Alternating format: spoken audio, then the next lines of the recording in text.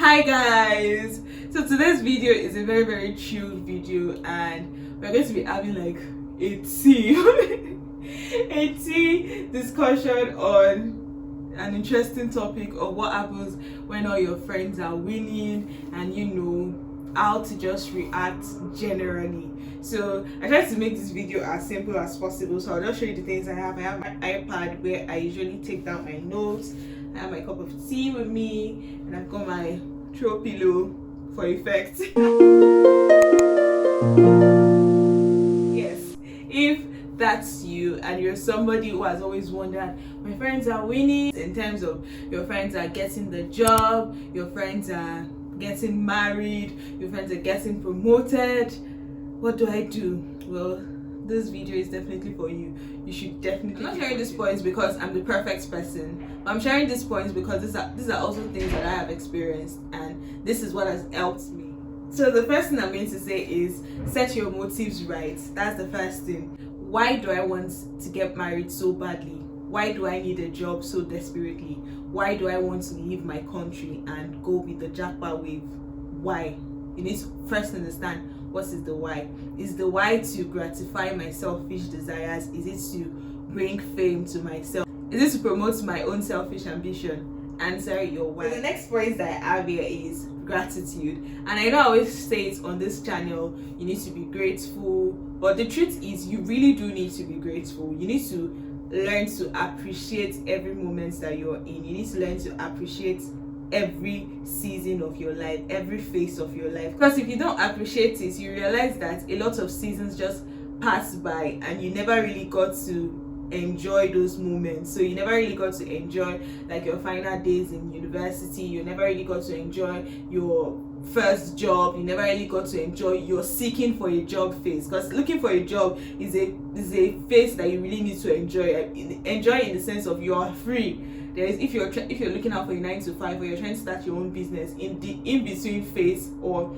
the period in between when you actually get the job and when you officially start the business or when the business booms, is a phase where you get to really like just have your own free time and you get to enjoy it. So gratitude helps you to, you know, appreciate that moment and live in that season. The next point I'm going to share is contentment. I need to take a sip for this one.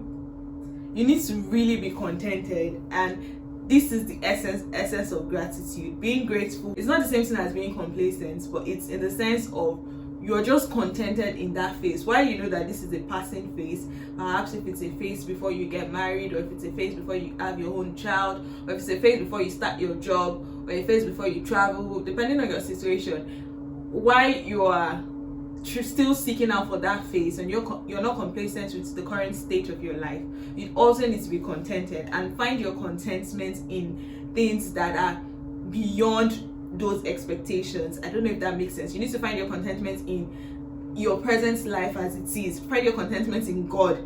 I filmed a video about my struggle with imposter syndrome and I shared a lot of tips and a lot of people could relate to that video, so I'll recommend that video. If I can't put it up in the info card, I'll probably link it in the description below, because I don't know what YouTube is doing. YouTube is YouTubing these days. Be contented with what you are, because that phase is also needful, and the lessons that you gain in that season and that period of your life, you can also use it to impact some other person when they are also in that phase of their life.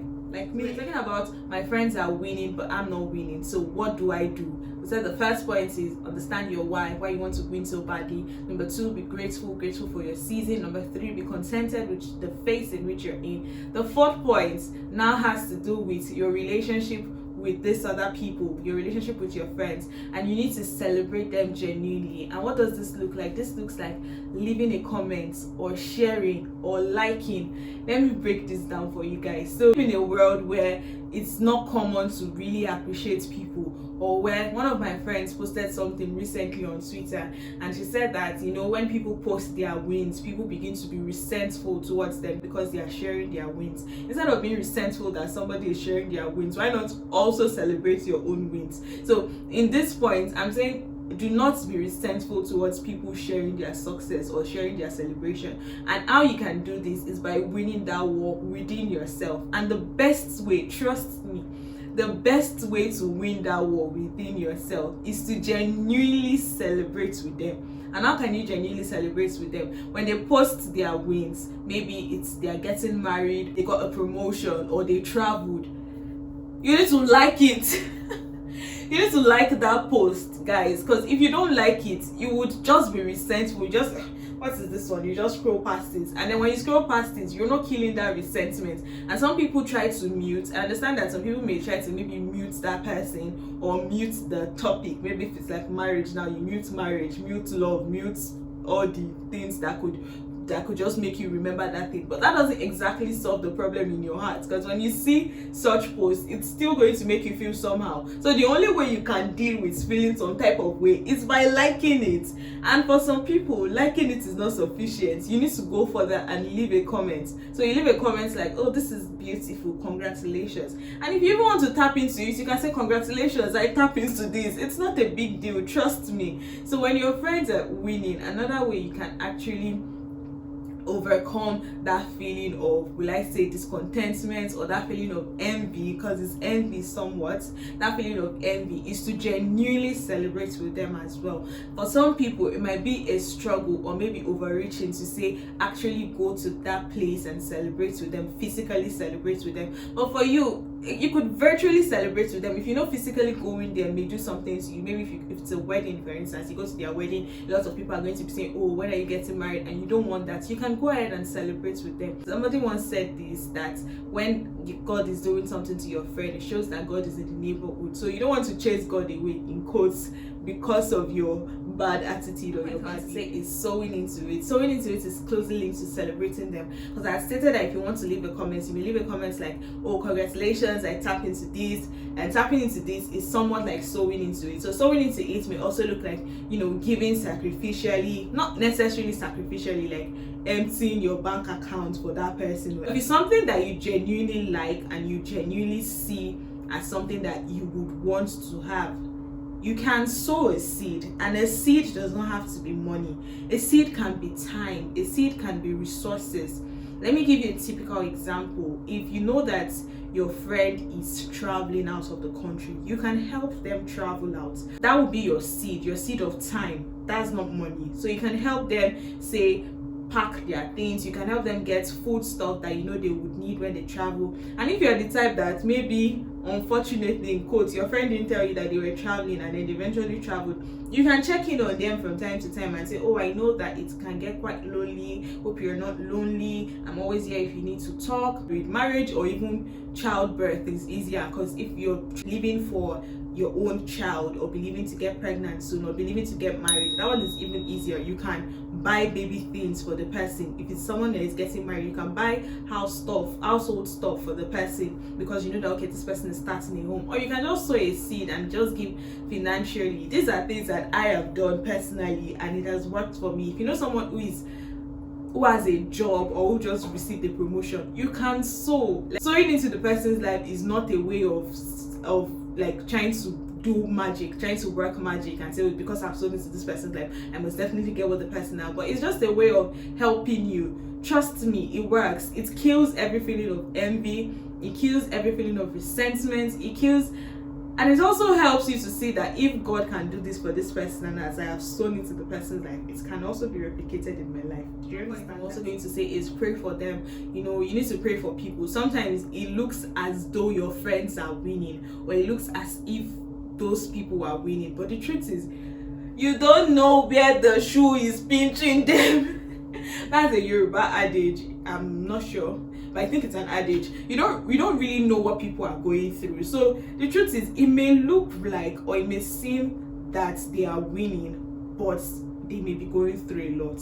And I'm not saying this for you to say, oh, expect that everybody's passing through a bad season so that you can always excuse your own season, that, oh, all of us are going through it. That's not my point. But my point is, it may just look to you that they are winning, but they may have struggles, or they may even have other struggles that you don't know about. Or they're getting married soon. They could have health issues. They could have job issues, but you are blessed with a good job, but you're not married. You are married, but you don't have a good job. Like, people have different issues. So another thing is, pray for them. Pray that, thank God for their win. Pray that whatever issue of concern that they have at the moment, God would see them through it. I know the funny thing is, You could even see your friend winning and be envious of them, or be thinking that they are doing well, and you know that they also have other issues that they are dealing with, which also makes you a bad person, because now you're feeling envious towards them that they are doing so well, and you know that they also have issues that they're going through. So it just makes you a bad person. I'm sorry. But so the best you can actually do is, just pray for them, and you don't know how far your prayer can go and how far that change can. So yes, with this we have come to the end of today's video. I tried to make it a chill video, sipping some tea, looking all homely and all that, just so I could pass my points across to you that you're not alone in this. I completely understand how it feels like to have friends that are always winning, and friends that are always aiming for the top and just getting there, especially when you're on LinkedIn or you're on Instagram or you're on any social media platform whatsoever. It's very easy to always see people win, and it's like, what's happening in my life? But I'm sure if you pay attention to all the tips that I've shared, and as many as more people will share in the comment section, you will definitely get over it. So let me know what you learned in this video by dropping a comment for me. I love to interact with comments. Share this video if it blessed you in any way and you know someone else needs it. Please share and like this video. Also subscribe to my channel if you haven't, and I'll definitely see you in the next one. Bye for now.